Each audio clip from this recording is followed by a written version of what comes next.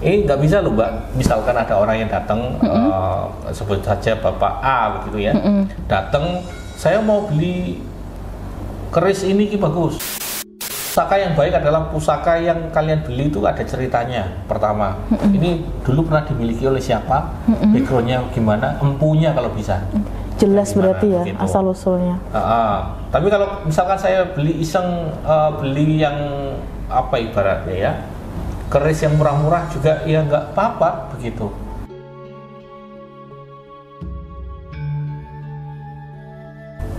Assalamualaikum warahmatullahi wabarakatuh. Waalaikumsalam warahmatullahi wabarakatuh. Ketemu lagi dengan Vina dan Ki Bagus di sini. Ki Bagus, gimana kabarnya hari ini? Alhamdulillah baik Mbak Vina. Oke, ini Vina udah nyiapin tema menarik yang akan kita bahas di video kali ini ya Ki ya. Ya. Sebelumnya beberapa waktu lalu kemarin Ki Bagus mengadakan lelang ya Ki ya, sempat mengadakan lelang ya. Lelang batu mustika. Iya benar. Nah untuk kita singgung sedikit dahulu ya Ki ya. Oke, kemarin beberapa waktu lalu Ki Bagus mengadakan lelang ya Ki ya. Iya betul, lelang batu mustika. Oke, kita singgung sedikit nggak apa-apa ya Ki mengenai lelang dahulu. Oke. Untuk lelang biasanya kan ada banyak peserta yang ikut ya Ki ya. Nah untuk pesertanya itu kalau memilih batu tuh kriterianya harus yang seperti apa, terus mengenai kecocokannya, mengenai energi dan lain sebagainya tuh kalau untuk mustika seperti apa biasanya Ki? Oke, kalau untuk mustika berarti kan mereka datang karena kepingin atau punya hajat ya. Kalau di batu mustika, pengalaman para peserta yang ikut lelang itu ada dua Mbak. Ya, seperti yang mungkin kita bahas di video yang lalu. Pertama, dia datang karena saya kepingin bisa merasakan manfaatnya, saya kepingin bisa merasakan energinya, begitu. Berarti dia unsurnya adalah unsur spiritualnya. Oke. Itu tipe yang pertama. Tipe yang kedua, orang yang suka karena ini Mbak, bentuknya, begitu. Ya kan? Filosofinya, kemudian dari pamor dan sebagainya. Begitu. Jadi akan membedakan dua kriteria orang yang datang sebagai peserta. Begitu. Oke, itu untuk mustika ya Ki ya. Nah, mereka datang karena dua keinginan itu. Oh begitu. Oke, itu untuk lelang mustika. Tapi biasanya lelang kan juga diperuntukkan untuk pusaka dan sejenisnya Keris seperti banyak. keris ya begitu. Kalau untuk keris sendiri apakah sama dengan mustika atau gimana Ki? Kalau sepengetahuan saya, pengalaman saya ikut ke lelang online bahkan ke offline ya Mbak ya, misalkan di Kudus sendiri sering datang event kayak gitu, itu pameran gitu pameran ya. Nah misalkan di daerah bioskop, kemudian di Kodim itu sering di Kudus ya, itu pameran pusaka, keris dan lain sebagainya. Ya rata-rata memang ini Mbak hampir sama pesertanya. Mereka itu yang suka dari fisiknya dulu begitu. Kalau di mustika kan jelas, mustika itu benda spiritual ya kan. Ada berupa pamor dan juga energi. Tapi kalau untuk presentase di offline, misalkan pameran keris, pusaka, mereka tuh pertama adalah suka ke bentuknya dulu Mbak. Mungkin kalau persentase sangat kurang sekali, misalkan 5% begitu untuk orang yang suka dari sisi energi, begitu. Tapi tipenya ini ciri-cirinya gini Mbak. Orang yang suka dengan energinya itu bahkan tidak melihat bendanya apa. Itu yang menarik. Fokusnya dengan energi pusakanya berarti. Di tempat saya juga sama Mbak, mustika. Ada mustika yang bentuknya meletot begitu, batunya bentuknya aneh, pamornya jelek, warnanya jelek. Tapi mereka langsung, saya suka Ki Bagus, saya beli.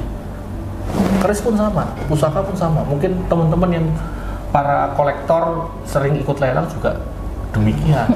Loh kenapa ya ada orang yang mau beli mahal benda pusaka misalkan keris yang udah keropos tapi dibeli mahal?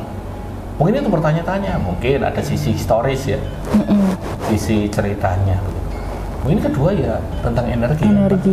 Gitu. Jadi tipenya berbeda dan bahkan menghiraukan seperti tadi, menghiraukan bentuk fisik. Gitu. Tapi kalau dari fisik mempengaruhi energi nggak Ki? Maksudnya keris yang bentuknya seperti ini, energinya pasti lebih tinggi atau lebih tinggi atau tidak ada patokan sama sekali Mbak. Kalau semacam benda bertuah, katakanlah ada di dekat sini apa misalkan saya punya kayu yang bentuknya unik, bisa jadi itu ada energinya, bisa jadi kayu biasa. Jadi tidak ada hubungannya. Ya contohlah misalkan batu combong yang berlubang Mbak, tahu ya? Iya tahu. Itu kan ada juga yang tanya, itu energinya dipengaruhi dari lubangnya nggak Ki? Dari besarnya, dari kecilnya? Ya saya katakan tidak. Keris pun sama. Bentuknya unik tapi energinya kosong bisa. Atau bentuknya biasa saja, aneh begitu. Tapi energinya luar biasa juga bisa. Gitu. Mungkin ini pesan saya untuk teman-teman. Kalau untuk kalian cari suatu benda spiritual, tanya dulu kepada diri kalian dulu. Kalian cari yang apa? Dari sisi fisiknya kah atau dari sisi spiritualnya? Itu harus penting. Nggak bisa loh Mbak, misalkan ada orang yang datang, sebut saja Bapak A begitu ya, datang, saya mau beli keris ini bagus, energinya luar biasa. Nah kalau energi itu harus ada cocok Mbak. Oh begitu. Begitu. Kalau energinya cocok kemudian dia milih, saya milih yang bentuknya gini, nggak bisa. Soalnya dia ingin sisi energi, sisi spiritualnya. Tapi kalau untuk fisik terserah kalian mau apa saja boleh, tidak peduli energinya kan. Tapi kalau energi kalau sudah cocok ya sudah harus mutlak itu, nggak bisa milih gitu loh Mbak. Tapi kalau untuk orang yang fokus dengan keduanya Ki, mereka suka dengan fisiknya juga, bentuk, secara bentuknya, secara tampilan kerisnya, tapi mereka juga menginginkan energi di dalamnya, itu gimana? Berarti gini, carilah mana yang cocok secara energi. Saya kumpulkan, misalkan di tempat saya Mbak, saya kumpulkan mana yang paling cocok, saya kumpulkan 3 atau 4. Nah orangnya suruh milih yang paling bagus mana secara fisik. Itu solusi saya. Tapi kalau solusi dia, saya mustika ya Mbak, saya mau bagus, mustika yang cocok untuk saya, tapi harus warnanya merah, ada pamornya ini, nggak bisa request kayak gitu. Begitu. Ya bisa saja, tapi kan carinya susah Mbak. Gitu kan. Apalagi mustika kan hanya ada 1 misalkan. Tapi kalau untuk keris atau pusaka misal materialnya atau bahannya yang membuat itu pengaruh nggak Ki nanti Ki? Kalau untuk material di zaman dulu itu berpengaruh banget, sangat berpengaruh. Misalkan empu zaman dulu itu suka menaruh bahan meteor. Oh itu energinya luar biasa. Loh, kok mempengaruhi? Misalkan ada yang tanya, ya karena bahan semacam bahan logam yang jenis apa begitu ya, saya kurang paham ya, wong itu fisika mungkin atau kimia saya kurang paham. Mampu menyimpan energi, itu saya percaya. Gitu. Contoh kayu sama batu, lebih kuat mana menyimpan energi? Saya rasa batu. Batu akik dengan batu permata yang itu loh Mbak, kayak kaca zirkon seperti itu. Diisi energi mana yang lebih kuat menyimpan? Batu asli daripada batu buatan yang alami berarti. Logam sama-sama besi, tosan aji kan, keris-keris kan juga besi, tapi lebih kuat besi-besi yang memang lebih padat. Contoh semacam bajanya banyak, bahan satam atau bahan meteor juga banyak, itu energi ada begitu. Itu yang ada. Tapi material atau bahannya tidak mempengaruhi ke energinya nanti kan setelah udah diproses ya. Ini kita bicara setelah sudah diproses. Oh isian? Ya. Itu kalau tidak berpengaruh dengan materialnya atau bahannya ya? Oh tidak berpengaruh. Tapi ada kalanya terkadang ya benda semacam itu kalau energinya sudah terlalu besar, ada kasus itu merubah Mbak. Contoh kayak mustika pecah. Oh begitu. Retak. Keris tiba-tiba ada semacam meletak, itu bahasa itu sama kayak retak gitu. Tapi saya kurang begitu tahu mengenai keris yang mungkin berubah warna. Tapi mustika saya sudah sering lihat warnanya jadi beda gitu. Dan banyak juga yang menyampaikan sama saya curhat, memang betul mustika itu dari pamor itu berubah warna, berubah tempat bahkan dan lain sebagainya. Kalau disangkut pautkan apakah itu ajaib, saya rasa 50-50. 50-50 Mbak, karena ya saya tahu sendiri, saya juga suka batu akik sejak zaman dulu. Saya dulu pernah diajari ibaratnya guru saya, kalau kamu mau batu akikmu ini bercahaya layaknya muncul warna pelangi, mungkin bahasa Jawa ini jarong Mbak, itu kamu harus terapi. Batu diterapi Mbak, ada treatment, pokoknya perawatannya khusus berarti Ki. Ada yang dibakar, ada yang diolesi minyak kayu putih, setiap hari, setiap berapa jam itu harus diolesi, dibakar lagi atau dipeme, jemur matahari, treatment selama berbulan-bulan, muncul warna pelangi, menyinar, silau gitu. Nah, itu kalau orang awam lihatnya kan ya kayak wah ajaib, padahal ya mungkin 50-50 seperti tadi, separuh. Mungkin itu suatu hal yang alamiah, sesuatu yang goib begitu. Kita kembali lagi ke pusaka ya Ki ya. Kalau untuk pusaka sendiri itu biasanya proses untuk mendapatkannya seperti apa Ki? Kalau yang kita ketahui yang ada sekarang. Mendapatkan maksudnya, misalkan aku kepingin punya pusaka nih, saya harus ngapain itu? Iya. Kalau semacam itu, saya itu ada 3 cara biasanya Mbak. Paling gampang ya, beli atau memahar dari orang yang cocok, yang sesuai. Pusaka yang baik adalah pusaka yang kalian beli itu ada ceritanya. Pertama, ini dulu pernah dimiliki oleh siapa, backgroundnya gimana, empunya kalau bisa. Jelas berarti ya, gitu. Asal usulnya. Tapi kalau misalkan saya beli iseng, beli yang apa ibaratnya ya, keris yang murah-murah juga ya nggak apa-apa begitu. Jadi ini keris murah, ada ceritanya, ini dibuat kapan? Oh ini baru kok. Misalnya. Ya sudah ada ceritanya gitu. Ini keris yang baru, yang dibuat baru begitu loh Mbak. Jadi kita harus tahu ini lamakah atau tidak begitu loh. Itu yang pertama, memahar. Kedua, dengan cara hibah begitu, dapat dari hibahan seseorang. Kalau semacam itu mungkin 1 tahun 2 kali mungkin saya dapat hibahan. Karena gini, ada orang yang tidak punya waktu untuk merawat. Kemudian dititipkan ke saya, diserahkan. Ada yang udah gini untuk menyenangkan aja. Begitu. Ada yang saya nggak mampu merawatnya, saya nggak mampu energinya, bagus saja yang membantu saya untuk merawat, itu dihibahkan ke saya. Misalkan teman-teman dapat hibahan dari keluarga, dari mbah dan lain sebagainya. Oh beda-beda dari orang lain. Kalau dari mbah masuk ketiga warisan Mbak, beda itu ijabnya ataupun secara energi itu berbeda, warisan sama hibah ya. Hibah dari orang-orang, teman atau rekan. Kalau warisan dari yang ada garis keturunan, beda. Itu warisan itu harus dijaga betul-betul karena dia biasanya turun temurun dari mbah, kemudian waris ke bapaknya, bapaknya ke anaknya. Turun temurun keturunannya gitu ya Ki.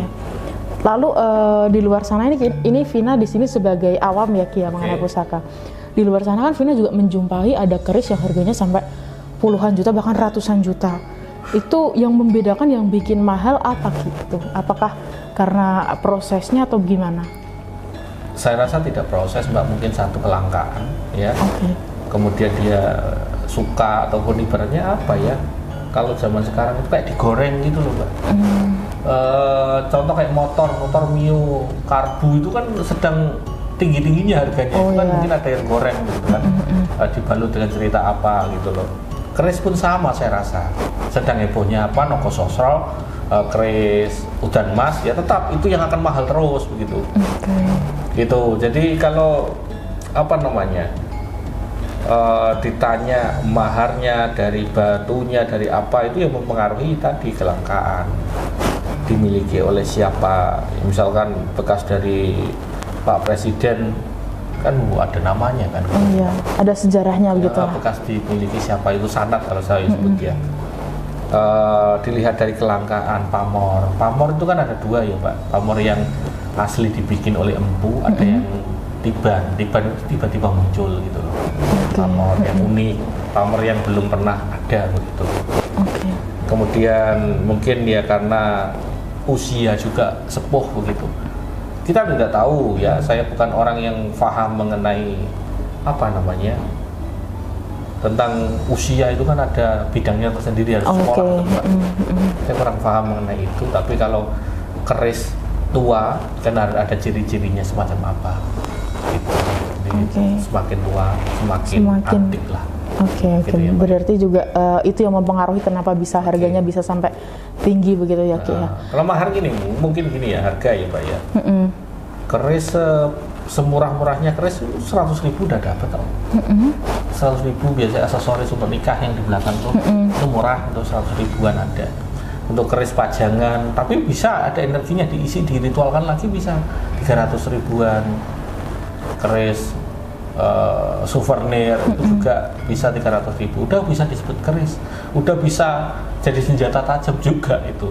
Tapi untuk bahannya kan murah kan Mbak, buatan begitu, buatan ya tetap yang buat disebut empuk. Gitu, nggak ada keris yang di pabrik, nggak ada, dibuat orang dengan lipatan berapa itu kan yang mempengaruhi bahannya. Tapi untuk keris-keris itu tetap bisa dijadikan pusaka dan berenergi ya Ki ya? Kalau pusaka itu saya nyebut pusaka adalah setelah melewati puluhan tahun di satu tempat keluarga misalkan, itu pusaka Mbak. Saya menyebutnya itu teman-teman. Kalau kalian punya warisan keluarga yang selalu dirawat, ada energinya, udah berpuluh-puluh tahun, itu sudah bisa disebut pusaka keluarga gitu Mbak. Walaupun tidak harus keris ya, apapun itu ya. Ada tusuk konde misalkan. Di keluarga yang Tionghoa kan biasanya ada warisan dari mbah. Iya. Ada buyut pusaka, gitu biasanya. Begitu loh Mbak. Berarti tidak selalu keris begitu ya Ki? Nggak selalu keris. Bahkan ya harusnya nggak kaget juga ya. Tadi saya sebutkan mahar atau harga dimulai dari ratusan ribu itu sampai ratusan sampai miliaran loh. Ada pusaka ya. Itu mengenai ciri-ciri dan cara memilih lah. Itu yang disampaikan Ki Bagus adalah tips mengenai cara mengoleksi pusaka, termasuk tadi juga sudah dibahas sedikit mengenai mustika juga. Mungkin di sini ada teman-teman yang masih ada pertanyaan atau ingin ditanyakan lagi, bisa tulis di kolom komentar atau bisa konsultasi melalui nomor yang ada di video ini ya Ki ya. Ini Vina sudah cukup jelas ya Ki ya mengenai tema yang dibahas. Mungkin terakhir sebelum Vina tutup, ada yang ingin disampaikan lagi Ki Bagus mengenai tema kita kali ini? Tema ini kan pusaka, berkaitan dengan keris. Jangan selalu mudah menjudge semacam ini, karena mungkin ada beberapa orang yang menganggap ini itu semacam klinik banget, padahal ini warisan budaya. Iya benar. Keris, mustika itu saya sedang mengusahakan mustika jadi warisan budaya juga, karena saya survei keluarga-keluarga rata-rata juga ada yang memberikan warisan berupa mustika. Itu warisan budaya. Gak percaya, coba lihat di museum Belanda, museum Inggris, museum Amerika. Mahkota kerajaan, katakanlah kerajaan Majapahit, Singosari itu ada di sana Mbak. Dan batu-batunya itu mustika. Itu warisan itu sejak dulu, itu ada energi yang tersimpan. Gitu. Jadi itu yang harus dilestarikan, benda-benda antiknya gitu ya. Itu yang disampaikan Ki Bagus mengenai tema kita kali ini. Terima kasih Ki atas waktunya. Sama-sama Mbak. Nanti kita ketemu lagi di video lainnya dengan tema menarik lainnya. Wassalamualaikum warahmatullahi wabarakatuh.